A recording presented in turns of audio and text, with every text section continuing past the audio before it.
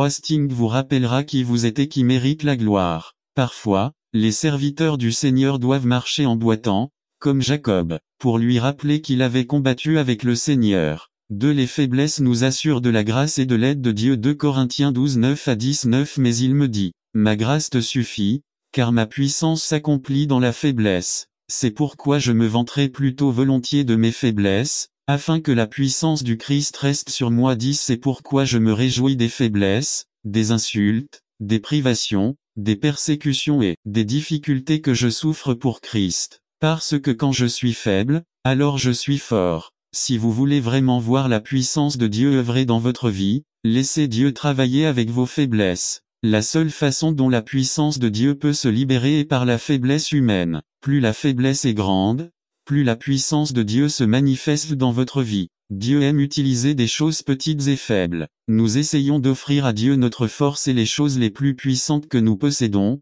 mais dans Zacharie 4:6, Dieu dit, « Cela ne se fera ni par la force ni par aucune puissance, mais par mon esprit, dit le Seigneur Tout-Puissant. » LSG. Si nous pensons pouvoir gérer nos problèmes et nos faiblesses par nous-mêmes, Dieu nous dira, « D'accord, essayez de faire ce que vous pouvez avec vos propres forces et nous n'irons pas très loin. » Mais cependant, lorsque nous nous approchons de Dieu et lui demandons son aide, il nous dit, « Je sais que tu es faible, je connais tes limites, mais je t'aiderai. Regardez ma puissance circuler dans votre vie. » Lorsque vous irez vers Dieu, vous commencerez à découvrir une puissance que vous n'avez jamais expérimentée auparavant, c'est la puissance de Dieu. Personne ne sait à quoi nous serons confrontés cette semaine, mais Jésus vous dit, « Je suis avec vous, ma puissance surpassera toute faiblesse à laquelle vous ferez face. » Nos faiblesses nous assurent de la grâce et de l'aide de Dieu. Les faiblesses nous aident à servir les autres. Le plus grand ministère de votre vie découlera de votre faiblesse. Cette chose qui vous trouble et vous fait souffrir, Dieu l'utilisera pour apporter réconfort et aide aux autres. 2 Corinthiens 1:4 dit, Dieu 4 qui nous console dans toutes nos tribulations afin qu'avec la même consolation que nous avons être fiers. Mais par lui vous êtes en Jésus-Christ, qui de Dieu nous a été fait sagesse, justification, sanctification et rédemption afin que, comme il est écrit, celui qui se vante se glorifie dans le Seigneur afin que la gloire soit à Dieu seul. 4. L'Évangile a au cœur de son contenu l'œuvre complète de la rédemption complète par le Christ. 2, 1,2 Ainsi, frères, lorsque je suis venu vers vous pour vous annoncer le témoignage de Dieu, je n'y suis pas allé avec l'excellence des paroles ou de la sagesse car j'ai résolu de ne rien connaître parmi vous, si ce n'est Jésus-Christ et lui crucifié. VR 23 Mais nous prêchons le Christ crucifié. Il me semble que les jours prophétisés dans la Bible commencent à arriver où la prédication de l'Évangile se fait rare depuis les chaires ou les salles de classe des églises. Le simple message de l'Écriture est remplacé par les idées humanistes, par les besoins des gens, par leur peur, par leur désir de réussite, et non par l'exaltation de celui qui n'attend pas qu'il soit trop tard. Devenez membre de la chaîne Today et bénéficiez de réconfort et de soutien dans les moments difficiles. Cliquez sur le lien dans la description de la vidéo. Mardi 9 avril 2024 Page 6 Compagnie. Même lorsqu'il semble chrétien, de nombreux matériels pédagogiques, notamment destinés aux enfants et aux jeunes, sont infectés par des idées telles que l'acceptation de soi, la tolérance, l'estime de soi, la réalisation de soi, le bonheur personnel, etc. C'est triste, mais la plupart de nos sermons et études bibliques sont orientés vers l'homme, et non vers Dieu. Mais ce n'est pas quelque chose de flagrant, mais nous le faisons de manière subtile. Nous prêchons davantage de sermons ou enseignons des études intitulées « Comment avoir des finances saines », « Comment avoir une famille heureuse », « Comment être un père, une mère, un fils, un étudiant qui réussit », « Comment vaincre la timidité, la peur, etc. Messages ou études bibliques du type « Soyons comme Moïse, Abraham, Noé, Paul, etc. David. Soyons sages, ne fumez pas, n'allez pas en boîte, ne mentez pas, ne convoitez pas. Soyons disciplinés, prions, lisons la Bible, témoignons, etc.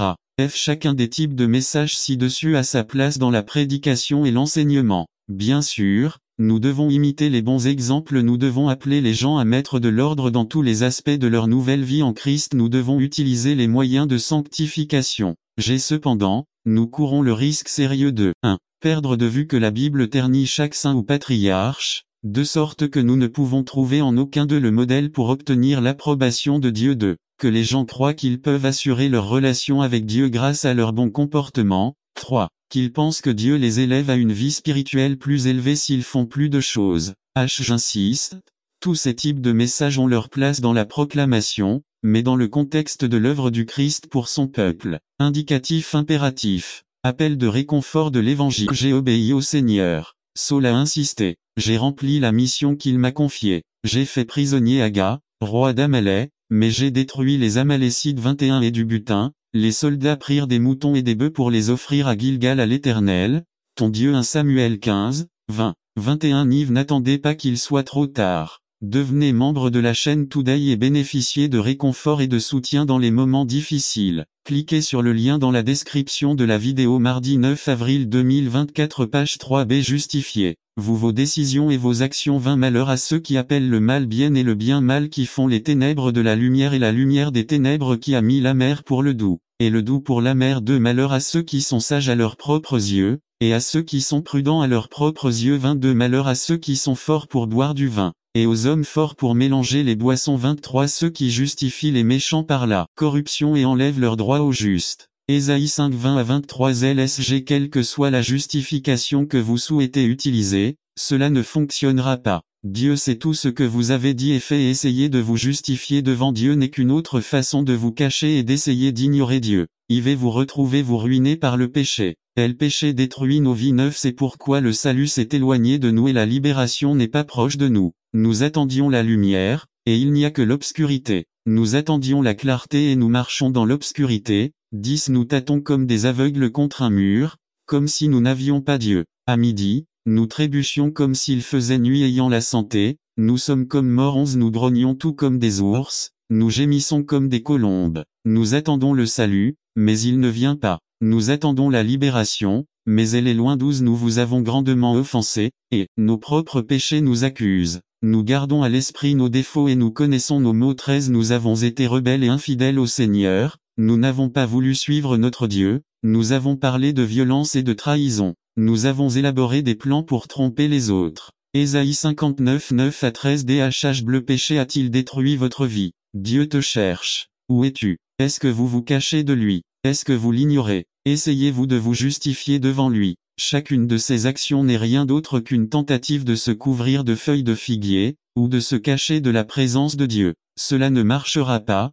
Plus vous résisterez à Dieu, plus vous vous retrouverez ruiné. Dieu veut vous libérer des décombres de votre ruine. Conclusion. La question que Dieu vous pose mérite une réponse. Où es-tu? Si vous souhaitez répondre à son appel, venez au pied du Christ et répétez la prière suivante. Seigneur Jésus, je te remercie d'être mort sur la croix du Calvaire pour mes péchés.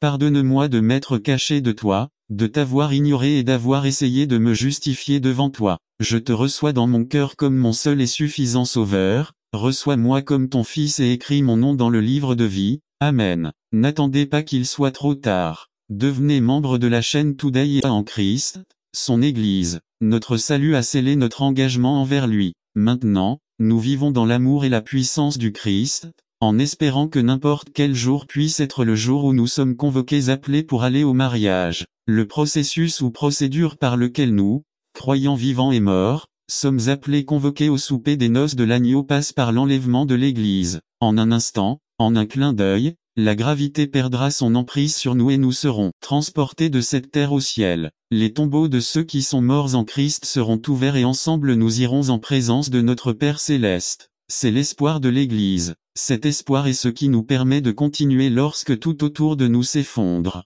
Nous savons qu'à tout moment la trompette peut sonner et nous serons emmenés à ce moment-là. Nous serons comme lui et nous serons avec lui pour toujours. Nous devons comprendre que nous sommes des créatures éternelles et non de ce monde fini. C'est pourquoi il est facile de comprendre nos frustrations face aux limites de ce monde. Dieu merci, ce ne sera pas toujours comme ça. Lorsque la trompette de Dieu sonnera, nous irons directement aux noces de l'agneau. Beaucoup de nos amis s'accrochent à tout ce qui est terrestre. Ils ont besoin d'entendre la voix du Seigneur disant, « Encore une fois, je secouerai non seulement la terre, mais aussi le ciel ». Cela indique la suppression des choses. N'attendez pas qu'il soit trop tard. Devenez membre de la chaîne Today et bénéficiez de réconfort et de soutien dans les moments difficiles. Cliquez sur le lien dans la description de la vidéo. Mardi 9 avril 2024, page immobilier, comme les choses faites, pour que l'immeuble demeure. Hébreux 12 26 et 27. Dieu va ébranler cette planète. Cette planète a été secouée des milliers de fois comme en témoignent les volcans qui nous entourent. Tout ce qui peut être secoué le sera. Mais notre foi en Jésus ne peut être ébranlée. Cela continuera même après la destruction de l'univers connu. Tout ce qui peut être ébranlé le sera, pour qu'il ne reste que l'inébranlable. Regardons un instant la femme petite amie. La femme l'a mariée a 3 caractéristiques dans ce passage. L'Église est prête, habillée et belle. Et j'entendis comme la voix d'une grande multitude, comme le rugissement de grandes eaux, et comme la voix d'un grand tonnerre, disant, Alléluia, car l'Éternel notre Dieu Tout-Puissant règne. Réjouissons-nous, soyons heureux et rendons-lui gloire car les noces de l'agneau sont venues, et sa femme s'est préparée, et il lui a été accordé d'être vêtue d'un fin lin, propre et brillant car le fin lin, ce sont les actions justes des saints. Apocalypse 19 6 à 8 1er L'Église est prête. Vous savez, j'avais oublié combien de travail était nécessaire pour tout préparer pour le mariage. Mon frère me l'a rappelé. Il y a tellement de projets à réaliser et il y a un prix à payer. L'Église est-elle prête pour les mariages? C'est une bonne question, qu'on devrait se poser. Est-il possible que la petite amie ait été avec quelqu'un d'autre? Ce monde et ses plaisirs. Est-il possible qu'il ait sali ses vêtements, c'est-à-dire comme les vierges folles? L'Église est 5 plein de miséricorde et de bons fruits, 6 sans incertitude 7 ni hypocrisie 18 mais surtout le fruit de la justice est semé dans la paix pour ceux qui font la paix. 2. Qui est le sage? R. En analysant Jacques 3 13 à 18 plus concrètement, nous remarquons d'abord que Jacques nous présente les différences fondamentales qui existent entre la fausse et la vraie sagesse, ou entre les faux et les vrais sages. Avant de nous présenter explicitement et systématiquement de telles différences, Jacques nous donne une introduction dans laquelle il souhaite identifier le sage et demande en 3.13, qui est sage et intelligent parmi vous deux. C'est le cas juste une question qui n'identifie pas le sage, mais chaque texte a son contexte. La phrase clé pour une interprétation correcte de l'écriture est la suivante: le contexte détermine le texte car un texte sans contexte n'est qu'un prétexte. 3. Le contexte considère ce qui a été dit avant et après le texte étudié. Jacques 3.1 nous donne la clé pour déterminer cet homme sage. On y retrouve la référence à certains maîtres 4. Dans le judaïsme du temps de Jésus et de Jacques, le professeur, le scribe, le rabbin, était identifié comme la personne sage. Tout le monde venait à lui pour recevoir des instructions, des conseils et prendre des décisions. 5. Demander de l'aide à quelqu'un à l'époque de Jésus était un signe de faiblesse de caractère, de manque de virilité. Dans le monde romain, pour être viril, une personne ne s'humiliait pas, la dignité d'un individu était déterminée par son autorité, la manière dont il donnait des ordres. 6. Lors de la rencontre de Jésus avec le centurion romain, par exemple, il a accepté Jésus comme supérieur et lui a dit: mais dis simplement une parole et mon serviteur sera guéri. Parce que je suis aussi un homme des autorités, avec des soldats à mes ordres et je dis à celui-ci, va, et il s'en va et à l'autre, viens, et il vient et à mon serviteur, fais ceci, et il le fait. Matthieu 8 9 7. Puisque l'Église chrétienne est née dans le système romain, le système a pénétré l'Église, le clergé devient autoritaire, et aujourd'hui encore, dans les villes latino-américaines, la parole du curé local constitue l'autorité maximale. 8. Le sage, l'enseignant à l'époque de Santiago était considéré comme la personne ayant le plus de connaissances et de sagesse pratique, l'expert, qui avait de l'intelligence. Mais même si Santiago fait directement référence à ce groupe des enseignants de sa communauté, je crois que ce qu'il veut nous enseigner a des aspects beaucoup plus vastes. Le message atteint encore aujourd'hui tous ses lecteurs et auditeurs. B. Vous dites que vous êtes sage, demande Santiago. Eh bien, contrairement aux sages ou enseignants du temps de Jésus, pour Jacques, celui qui a la sagesse n'est pas celui qui comprend tout, ni celui qui a la connaissance, mais qui 3.13 b, qui montre pour bonne conduite de vos œuvres dans une sage douceur. 1. Cette exhortation nous rappelle le défi lancé par Jacques dans sa dispute avec son adversaire imaginaire en 2.18.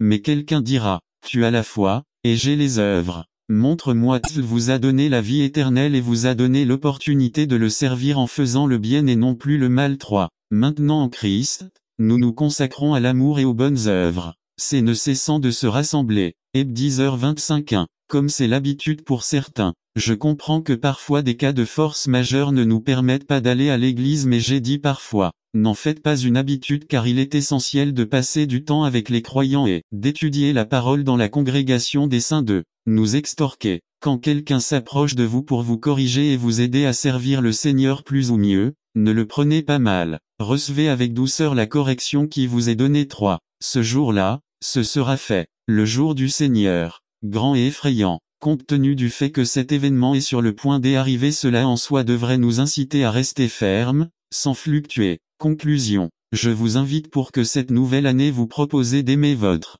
conjoint et de rester ferme sans fluctuer. N'attendez pas qu'il soit trop tard. Devenez membre de la chaîne Today et bénéficiez de réconfort et de soutien dans les moments difficiles. Cliquez sur le lien dans la description de la vidéo. Mardi 9 avril 2024, page 2. La vie dans la nouvelle année. Résumé. Il y a quelques années, une dame s'est suicidée. Elle a laissé une note qui disait « J'ai décidé que si la vie ne vaut pas la peine d'être vécue, j'arrêterai de la vivre ». Ce message puissant amènera son auditeur à réaliser qu'il y a des voleurs de vie, qu'il y a un donneur de bail. Georges Alvarez. La vie au Nouvel An. JN 17 à 10. Introduction. 29 décembre 2002. Service du matin à Ebenezer, Union City, Californie. Il y a quelques années, une dame s'est suicidée. Elle a laissé un mot qui disait « J'ai décidé que si la vie ne vaut pas la peine d'être vécue, j'arrêterai de la vivre ». Quand il s'agit de notre vie, nous pensons parfois qu'elle ne vaut plus vraiment la peine d'être vécue. Se pourrait-il qu'au fil des années, nous réalisions à quel point nous avons peu de valeur. Je veux établir que même si tu te sens seul,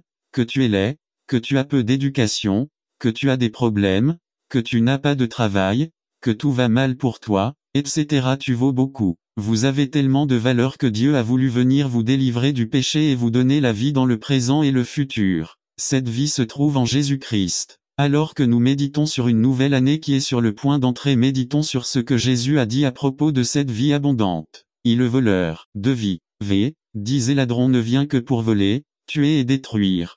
Ce voleur désigne celui qui veut se faire passer pour un berger. 5, 8,12 et 13b. Ceci semble faire référence aux chefs religieux qui guidaient le peuple. Ce voleur présente les caractéristiques des personnes qui influencent nos vies. Avec la tromperie, ils nous font faire quelque chose de mal. Quand nous sommes alors dans le trou, dans le problème, ils nous laissent tranquilles et s'enfuient. Vous n'avez pas d'amis comme ça, n'est-ce pas? J'espère que non.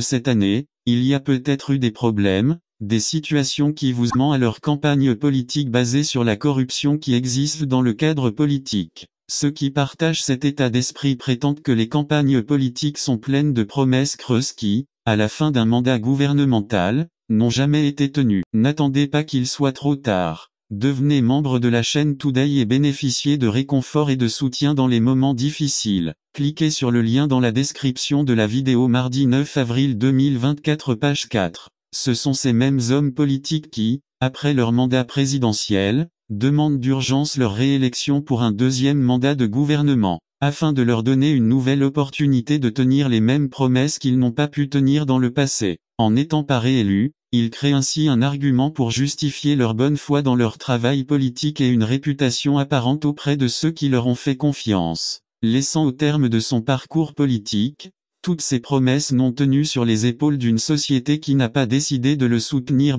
Le chrétien et le gouvernement. Certains croient que le chrétien et le gouvernement devraient travailler ensemble sur des plans et des projets qui profitent à la société, sans perdre de vue les finalités pour lesquelles ils le font, et sans confondre ou mélanger les rôles et les principes qui les séparent tous deux. L'Église a un intérêt totalement différent de celui de l'État. Les intérêts de l'Église sont spirituels, tandis que ceux de l'État sont politiques. Mais lorsque ces deux-là se réunissent, dans un but précis, ils peuvent avoir un impact très positif sur la communauté grâce à leur influence. Le chrétien et la politique. D'autres croyants croient que le chrétien devrait participer activement aux affaires politiques sans compromettre ses principes spirituels et moraux, qu'ils doivent travailler consciencieusement à l'élection et à la réélection d'hommes politiques qui soient à la hauteur de leurs croyances religieuses et participer activement au vote, à la diffusion et à la propagation de leurs programmes politiques afin que nous vivions dans une société meilleure, tranquillement et paisiblement. C'est la famille. Le désir de Dieu est que toutes les familles sur terre vivent une vie victorieuse et bénie dans tous les domaines pertinents, tant physiquement, spirituellement qu'émotionnellement. Nous avons pu le constater dans la première famille créée sur Terre, où ils se trouvaient dans un environnement extrêmement bon, préparé par Dieu et mis à leur disposition pour qu'ils puissent en profiter pleinement. Ils étaient dans un bon état physique, spirituel, émotionnel et matériel jusqu'au jour où le péché a été découvert en eux. Le péché détruit les familles. Un amour inconditionnel. L'amour de Dieu pour la famille est inconditionnel. C'est pourquoi l'amour agape, attribué uniquement à Dieu, est considéré comme supérieur à tous les autres. L'amour agape signifie l'amour suprême, sans condition, l'amour par décision. Dieu a décidé de nous aimer sans aucune condition, même lorsque nous étions pécheurs. Romains 5:8 Jin 4:7-10. C'est un amour inné et substantiel qui caractérise un Dieu qui est amour. Dieu n'a pas d'amour, Dieu est amour. Jin 4:16. La première phrase à Satan le diable, Avsil. Cliquez sur le lien dans la description de la vidéo. Mardi 9 avril 2024 page 2.2. Apprendre le contentement V10-13 Paul a appris à être content, quelle que soit la situation. La clé. Je peux tout par Christ qui me fortifie. 1. Les circonstances peuvent changer, mais Christ ne change jamais. Jésus-Christ est le même hier, aujourd'hui et éternellement. Hébreux 13, 8-2. Un exemple. Disons qu'il y a un petit bateau ancré dans un lac. L'ancre va au fond du lac, où elle est enfoncée et, grâce à son poids, stabilise le bateau. Maintenant, il se peut que le lac soit très calme, comme un miroir. Mais tout à coup, les choses peuvent changer, et une tempête frappe et provoque de grosses vagues et beaucoup de turbulences. Le fait que les circonstances en surface aient changé ne change rien au fait que l'ancre est toujours aussi solide dans les profondeurs. 3. Un passage. Luc 8 22-25 4. Une philosophie. À l'époque de Paul, il existait une philosophie appelée stoïcisme, qui promouvait également le contentement. Ces philosophes avaient l'idée que ce qui allait arriver arriverait, quoi qu'il fasse. Ils l'ont simplement supporté, parce que ce n'était pas la peine de se plaindre. Ce type de philosophie promouvait l'autosuffisance. En revanche, Paul promeut le contentement d'une manière qui dépend de Christ et favorise la suffisance de Christ. Le contentement doit être plus profond que notre situation. Oui, il y aura des changements dans nos vies, et certaines choses seront très difficiles, mais Christ, notre ancre, ne change jamais. Reconnaître les bénédictions du don V14-20. Nous recevons au moins 2 bénédictions lorsque nous donnons.